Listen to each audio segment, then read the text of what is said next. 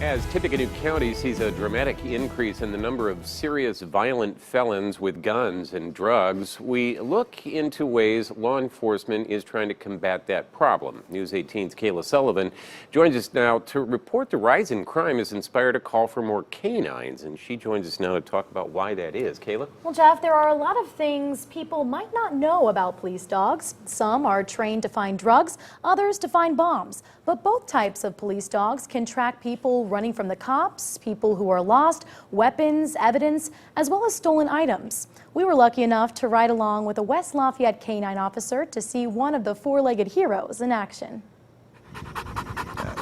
At the drop of a hat, or in Rimco's case, the drop of a ball, this K-9 can go from cute and cuddly to... Now you're gonna tear your butt up. If CERO Russell heard this... Push the perfect K-9! You in the woods! Come on over! I will find you! We'll bite you! You better believe he would surrender. Why run? I can't outrun him. Truthfully, I can't. That's what West Lafayette K-9 officer Adam Miller says usually happens. But this felon on the run took his chances. Can you believe the guy didn't come out? Yeah, I can believe that. I done seen that. I watch Cops. And just like in the popular 90s TV show, He's a fool. They know he's in there, so they're gonna get him eventually anyway. they got him. Nope, keep him up.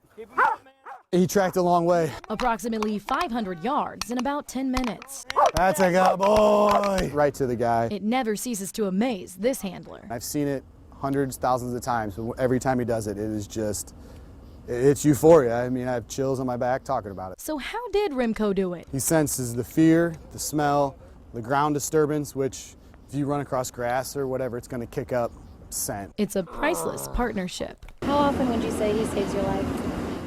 Every time I use him. I mean, there's no question about it tonight. I mean, we had no idea what that guy was, where he was hiding. It's not just about keeping officers safe. We don't know what that guy was going to do, but he already made the violent tendency to run.